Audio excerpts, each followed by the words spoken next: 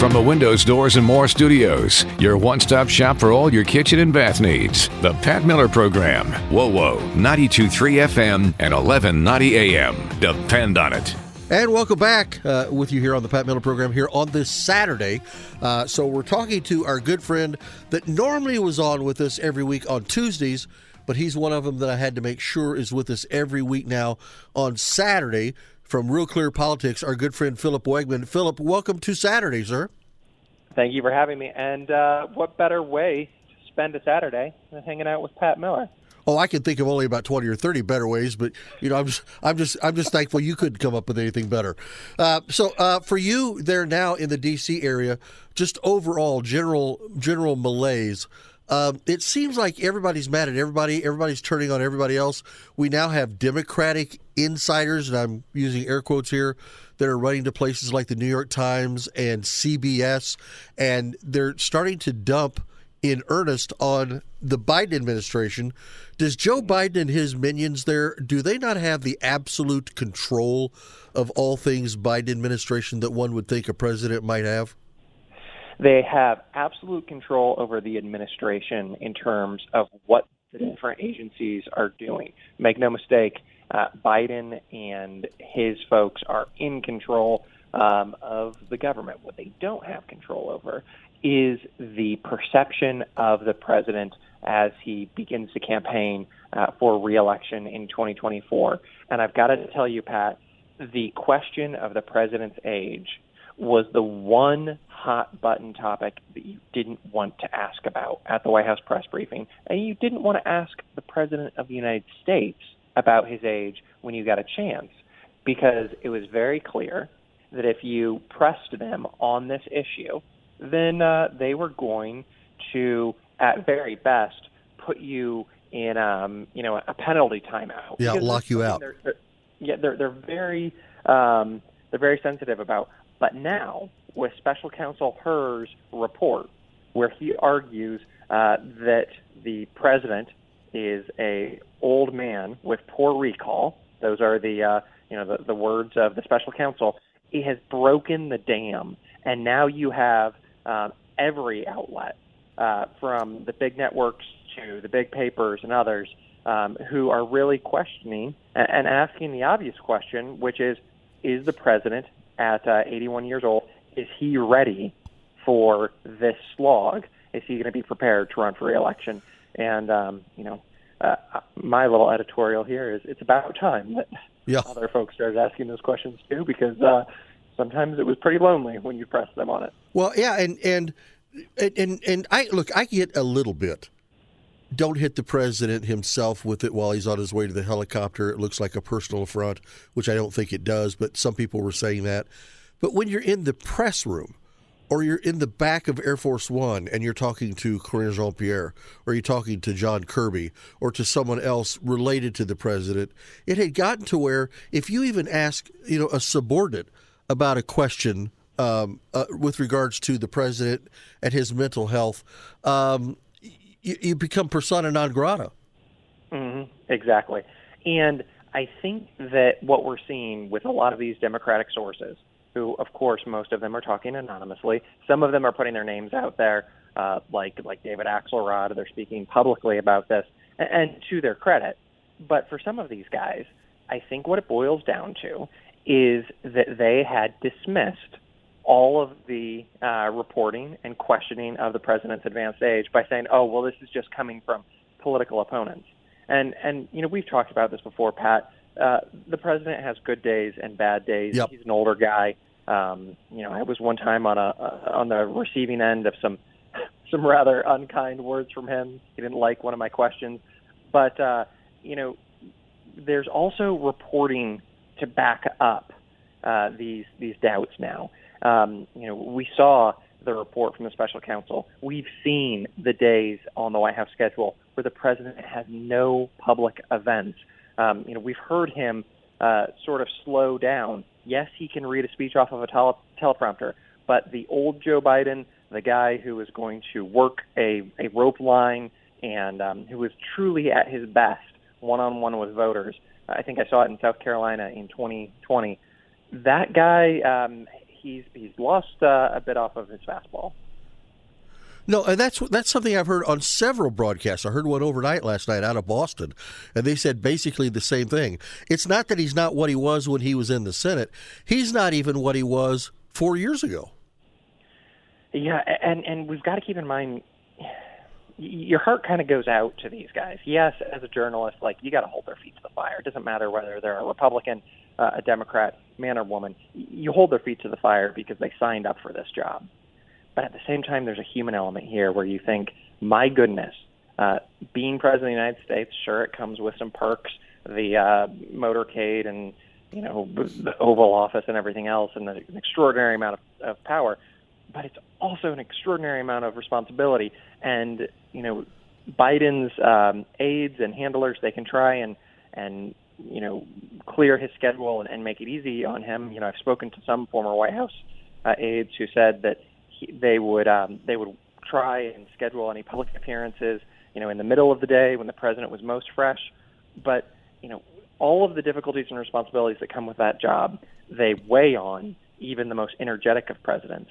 And if you look at how President Obama looked, a comparatively young man, when he came into the office, with how he looked 8 years later, you could see that he was pretty worn. And, I don't think anyone would argue that President Biden is a spring chicken. In the past, I'm talking about the long distant past, presidents of 80 and 100 plus years ago, there were a couple of cases because of ongoing difficulties in the health protocol of a president when their wives stepped in and had a much larger action going on. Some of them even to the point that some first ladies are now accused of having signed their husbands' names to certain bills. But is Jill Biden as much a driving force with this administration now as she appears to be, at least to me when I see her? Mm-hmm. There's no doubt about it that Jill Biden is, integral to the operation.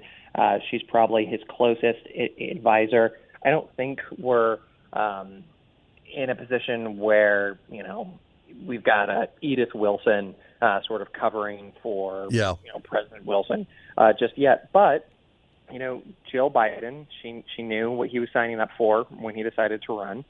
She's been in his corner, supporting him publicly and also privately. One thing that I noticed, I think after the 2022 midterms, President Biden had just held a marathon press conference that didn't go very well. And so after the midterms, when he was slated to speak again, Jill Biden was sitting in the front row. And he took a few questions, but he stuck to the script, and he ended the press conference when the First Lady stood up and headed for the exits. So I think she's very involved, but as of now, I don't have any reporting or insight on any type of untoward extra responsibilities for her. Well, now today this is primary day in South Carolina, and so South Carolinians on this Saturday are heading into their primary polls. Biden is in no position of not winning his primary in South Carolina. Is he in any position where there might be something slightly embarrassing, like maybe somebody else, like a Kennedy or someone else, taking away some of the limelight from him? I think after New Hampshire, where Dean Phillips, the representative from Minnesota, who has been for a long time the lone Democratic voice saying that Biden is not up for the job and not up for re-election against Trump, his best shot was winning in New Hampshire, where he was the only Democrat in the primary, because, of course, Biden moved the first Democratic primary to South Carolina, but New Hampshire, by law, they have to have the first primary. It was a huge mess. Right. Long story short, Dean Phillips is the only Democrat on the ballot. And Joe Biden's allies, they organized a massive write-in campaign where folks would write in Joe Biden's name. And despite all of the work that Dean Phillips did in New Hampshire, Biden crushed him. It was just absolute. So I don't think there's a scenario where Biden will be embarrassed. But what I'm looking for, as these results start to pour in, is can Nikki Haley keep the gap close? She says she's not going anywhere. She says she's still going to compete against Donald Trump to the bitter end. But if she gets beaten in her home state 2-1, that's going to be the sort of thing that is going to dry up donors and end her campaign. Does your gut tell you that that's what's going to happen? That the 2-1 Donald Trump will keep that in place and will be able to stave her off? Because if she got within, and I don't think this is going to happen, but if she got within 14 to 15 points, that's not a victory, but it's not a total slam dunk for Donald Trump either, especially when I keep reading stories where some of the Trump money is not as available as it once was, and part of that because of ongoing payments now that he seems to have to make through the judicial system. Yeah, that's the truth. Donald Trump's biggest campaign expense is his army of lawyers. And oh, by the way, he is increasingly growing frustrated with anyone on the right who is within his orbit, who is fundraising for anything that doesn't have to do with his campaign. For instance, the president turned his attention towards Charlie Kirk, who is the head of Turning Point USA, and expressed frustration that Kirk, a longtime ally, was bringing in millions of dollars that weren't going to Trump's entities. Now, setting that aside, obviously, what's been fascinating is that as Trump is seen as the incumbent on the right, he hasn't been able to mount as much of a traditional fundraising campaign effort. The dollars just aren't coming in, even as he has these sky-high legal bills, and that's allowed Nikki Haley to out-fundraise him. She's bringing in more money than the former president, but she just doesn't have the votes. Yeah. She's going to be a viable candidate. Something has to change tonight. She has to get, like you said, within 10, 11, 12 votes, and they thought that it was going to be in New Hampshire, and they came up short. Yeah, they certainly did. So she's out there. She's raising money. But if somebody is a Nikki Haley support person, they're going to lose heart, if not wallet, as things keep going, if she doesn't start climbing the ladder a little bit. I would say, if Nikki Haley is still in after today, she won't be there in a month. Yeah, I think that is a fair prediction. I'm not certain what exactly is going to happen because she does have significant resources. Perhaps she can make it through to Super Tuesday, but some Republican operatives are looking at her campaign and they're saying, wait a minute, she's unable to build a movement. She's unable to build, this mass of people to compete with the MAGA faithful. Is she perhaps just lying in wait, hoping for disaster when it comes to Donald Trump, who is facing all of these legal problems? And then at that point, could she either defeat him if he's been convicted at the ballot box, or could she step in? I mean, this is getting to the point where, Democrats, some of them certainly don't want Biden to be their nominee, and they have all of these if-then theories. Right. And there are a lot of Republicans who don't want Trump to be their nominee, and they have if-then theories. But right now, I think the most likely thing is going to be, the most apparent one. I think we're barreling towards a 2020 rematch in 2024. I think you're right. And, it's totally different. Those that have always been Biden supporters, I'm talking about longtime supporters, they look at him and they don't have a problem with him philosophically. They have problems with him with his physiology. Can he physically do what it is that he needs to do? Can he mentally do what he needs to do? Those don't seem to be the same questions that people have about President Trump. With him, it's the whole legal mess. And can he be president if you've got the Supreme Court bearing down on him? Mm-hmm, mm-hmm. And it's been interesting to see Democrats try and point out that Trump is 77 years old.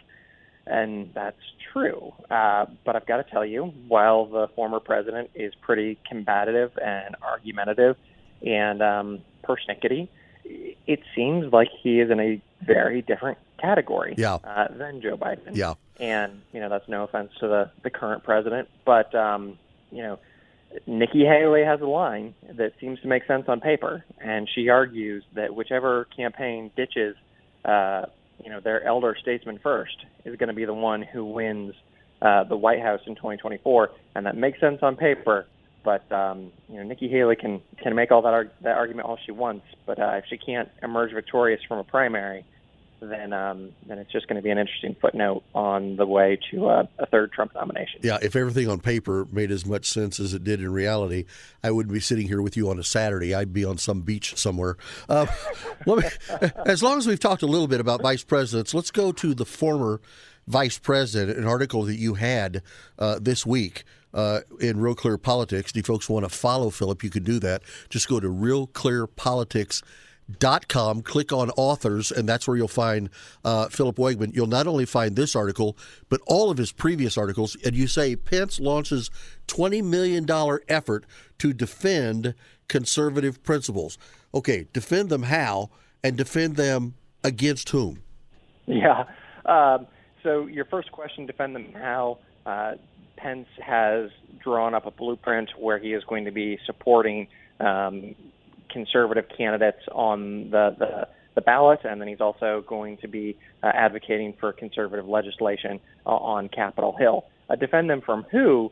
Well, Pence didn't exactly say, but without using proper nouns, he was very clear who he was defending these conservative principles from, and that was Donald Trump. Yeah. He argued that he wanted to stand up for traditional conservatism in the face of both populism from the right and progressivism from the left. And this is it's a serious effort. It's $20 million. We'll see if he can raise all of that money. But I think what this is it's an interesting mile marker.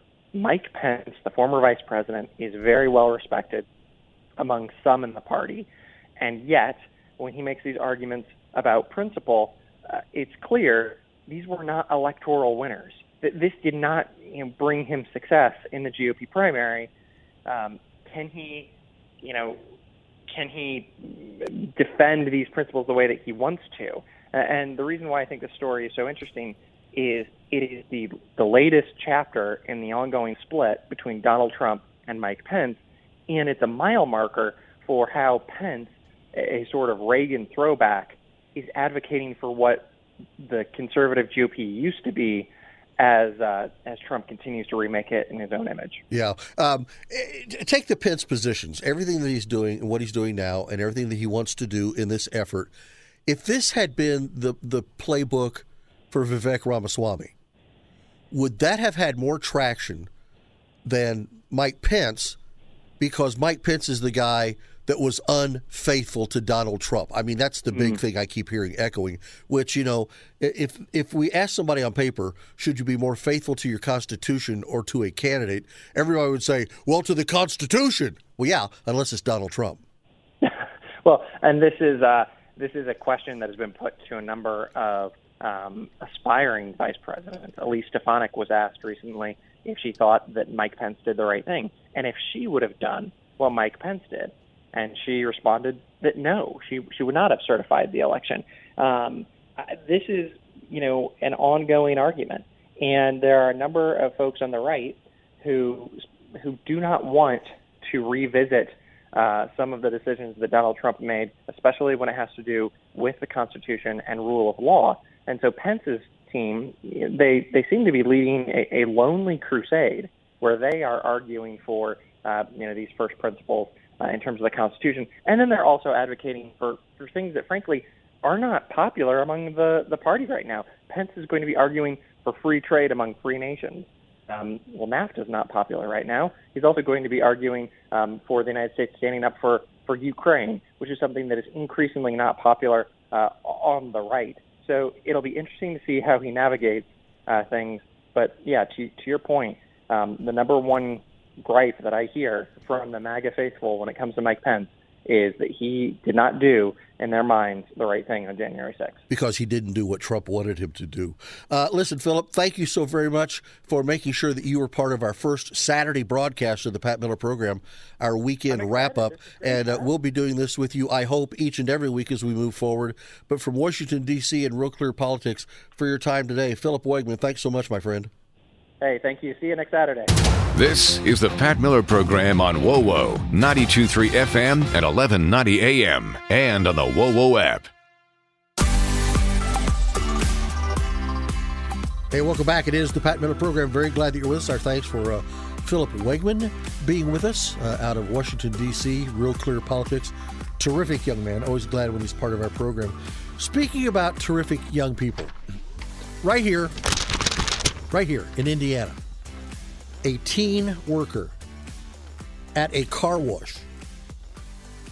Have you heard this story? A teen working at an Indiana car wash sprays a rude customer with her water hose. Now, let me just say this. I know that when I go to one of the better-known chains of car washes around town, affix whatever name you want to with that, the hoses that they're holding, like for example, at the beginning of the wash, you go through and the first person takes your money and they put their name and a code number in soap on your windshield so that when you get ready to go into the actual car wash, the person there punches your code in, and so it knows what it's supposed to do and how long, and yada, yada, yada, and blah, blah, blah. Well, this teen has a video that was shot by the camera at her car wash, and the person being described as a rude customer rolled down their window and threw out their lemonade and hit the car wash worker with the lemonade. I'm sure that wasn't sticky at all, okay? Threw out their lemonade, okay? The video shows the worker, Anna Hariki, that's right, this is a girl, 18, spraying water from and the news story says, from a powerful hose through the window of the vehicle and got the person good and wet. It's a 14-second clip. I've seen it. But it shows her swiftly retaliating without missing a beat. In other words, they throw the lemonade out. She's already got the wand in her hand with the water spraying out. They throw the lemonade out and hit her. She hadn't missed a beat, man. She's on that before they can roll their window back up. She turns and she sprays them. Now, just imagine, if you would, the inside of a car, because the spray they use at the start of the car wash, unless I'm totally brain dead, that's totally possible, I think it has a little bit of a sudsing element to it. It's not just water, because you're getting ready to go in, and then all the brushes and all that kind of stuff, and she just let them have it. She goes, I was loading the car like I did with so many cars before that, making sure that they safely entered the car wash belt. She goes, and once I pulled the car in all the way, I put the numbers into the system, and they got the car wash that they paid for. So in other words, she made sure that they got absolutely everything that they paid for. How miserable do you have to be to throw a drink at a teenager just doing their job? Because look, we've got some great car wash corporations here in town. I don't think any of these kids are making $20 an hour, okay? So they're not making a killing of money. She's a student, and she said that her employer sided with her to ensure her workplace safety. She said, I told my managers, who were not okay with the customer throwing the drink at me. The customer and her boyfriend have been banned from the car wash for life. Now, is this what happened here, Mr. Producer? Because it says that the driver threw the drink out on her, okay? And now at the end of the story, it says what? It says that the customer and her boyfriend have been banned. Picture this in your head, if you would, for a minute over there, sir. And I'm just imagining, you have a great imagination. Here's what I see happen. I got nothing to back this up, okay? But I'm just picturing, if she's a young lady working the car wash, and the person that threw the lemonade was a young lady, but her boyfriend was in the seat next to her, do you think the conversation started just like, and I'm guessing maybe they were having a bit of a conversation before they got to the car wash, where she wasn't necessarily really happy with him anyway? And he maybe said something like, how come you don't do your hair like she does? How come you don't take better care of your weight like she does? And the lemonade goes flying out the window. It hits the worker at the car wash, who then turns and sprays her relentlessly. That's what I think happened. I can't verify it. All I'm saying is when we do reenactments here on the Pat Miller program, legal reenactments, the invitations and the decisions of the host are what stands. I could be all wet here. Here's one thing I do know. The young lady and her boyfriend inside the car were definitely all wet. That's just my take. We're going to be back with another segment here. Don't look at me that way. We'll be back in just a minute. Glad you guys are with us. Remember, you can text us at 46862. That's 46862. Text the word WOWO, your question or comment. It comes right to the studio. Or email me, Pat Miller, all one word, no dots or dashes, patmiller@wowo.com.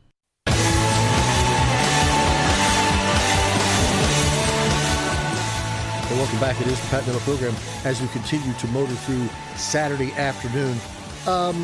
It's not very often that a town will take a vote on something, a position of theirs, and they will come to a unanimous declaration, but it happened in Colorado. The Colorado town has voted 7-0. 7-0. Nobody abstained. Nobody just voted president. They have 7 members on their council, and all 7 of them voted in unison. What did they vote on? That their town of Monument, Colorado, will not be a sanctuary city. They wanted to affirm their status as a non-sanctuary city among all the growing fears that migrants could soon flood the area from nearby Denver. Here's what one of the members of the council said there in Monument, Colorado. The goal is to make sure that Denver knows that we will not be accepting any busloads of migrants into our community. The main reason is that we don't have a budget that matches theirs, and we won't utilize taxpayer funds for the support of what they've decided to take on themselves, and as a result declared sanctuary city. Now that's saying something. Forget just a minute that they would be coming from Denver. Forget just a minute what it is that they need to have given to them in support of their community. Forget all that. Just forget it. What is the deal of what's going on? Notice his stand that he took. Okay, this is the mayor of Monument, Colorado. He said the main reason is that we don't have a budget that matches theirs, that matches Denver, and we won't utilize taxpayer funds for the support of what they've decided to take on themselves as a self-declared sanctuary city. So you've declared yourself as a sanctuary city for whatever reason that you had behind whatever it was that you did. And you've stepped up to the plate and you said, we're a sanctuary city, and now you can't afford it. So now, Denver, you've got a problem because you don't know what to do with all those people that you've got who came in because you said, ole, ole, out in free. Come one, come all. We'll take care of you. And now you find out you can't because it's costing you a whole lot more than you thought it was going to be. According to the Gazette, which is a paper based in Colorado Springs, the Monument Council reviewed the resolution on Tuesday. It was drafted in part by a press conference held by the El Paso County Commissioners and Colorado Springs City Council member Dave Donaldson in response to news of migrants among and arriving in Colorado Springs. So, while approximately 40 miles north, the Mile High City grapples with the consequences of unmitigated illegal immigration, its sanctuary status engendering a fiscal and humanitarian crisis that compelled Democrat Mayor Mike Johnston to warn of an approaching breaking point during an executive interview with Fox News' Lawrence Jones just last month. I think we have successfully welcomed almost 40,000 40,000 migrants in the last year. 40,000 in Colorado Springs. And we know what it takes to do this successfully. We just need that help. And the things we need are federal dollars. What? Federal dollars. That's what we need. But the most important thing that we need, work authorization for folks when they arrive. We need those resources at the border so you can add more security at the border, so you can help process those asylum claims, and so the folks that do arrive can work. They've got some people that are arriving, they're saying because they don't have the proper asylum status, because they don't have this, they don't have that, they can't work. And so we're just stuck here, and we have to take care of them. Guess what? We're at a breaking point. There is no room, the mayor said, for migrants in Monument, addressing co-host Carly Shimkus' question about whether those who are making their way to surrounding communities once their allotted stays in Denver have ended. In other words, their allotted stay in Denver has ended. What does that mean? Denver, come on, we'll take care of you. We'll do your schooling. We'll take care of your medicine. We'll do this. We'll do that. Uh-oh. We're out of money on your behalf, so we need you to move on to the next great American conquest for you. And that's what a lot of them are doing. Monument, Colorado, thank you, no more. One more segment coming before we get to the top of the hour. Glad that you're with us here on this Saturday. Stay tuned right here on the Pat Miller Program on WOWO 92.3 FM and 1190 AM. This is the Pat Miller Program on WOWO 92.3 FM and 1190 AM and at WOWO.com. Hey, welcome back. Our last segment here in the 1 o'clock hour as we've gone through the day. Jim Banks, 3rd District Congressman Jim Banks, he'll be with us right after the top of the hour in the first part of the 2 o'clock hour here on this Saturday. Lou Holtz has kind of made it known without coming out and saying who I'm saying I support. I think we can tell who he's going to be voting for in November.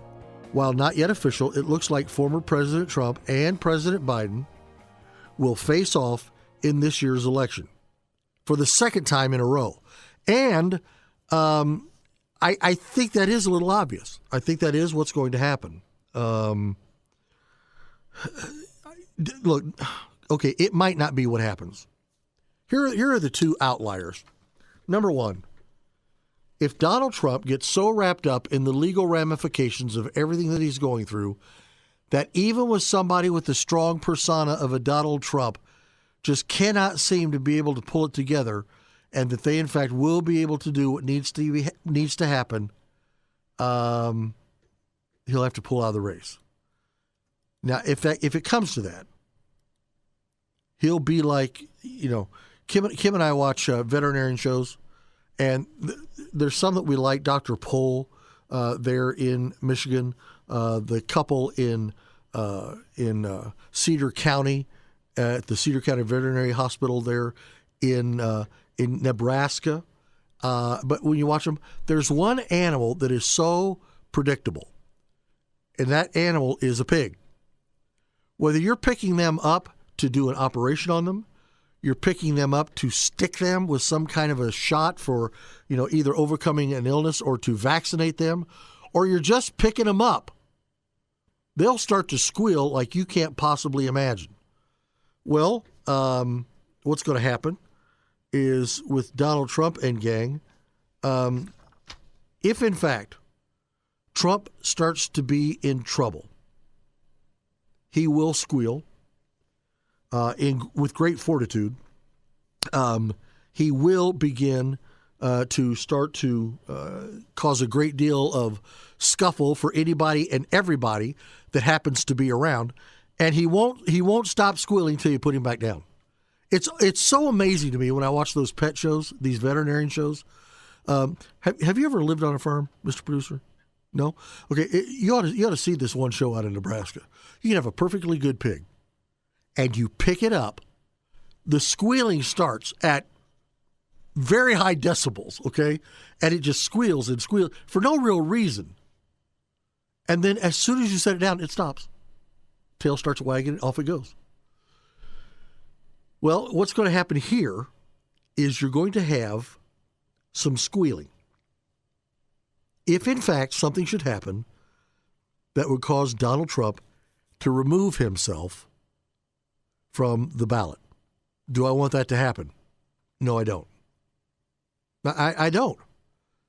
I think Donald Trump has shown, I think the number of people that he pulls in every state shows that people recognize what he accomplished when he was president. We maybe need to have him do it with greater fortitude. What do you mean by that? Well, for example, if you're going to do a bill or an executive order that would say, on such and such a date, we're going to stop doing this and start doing that. Here's the executive order.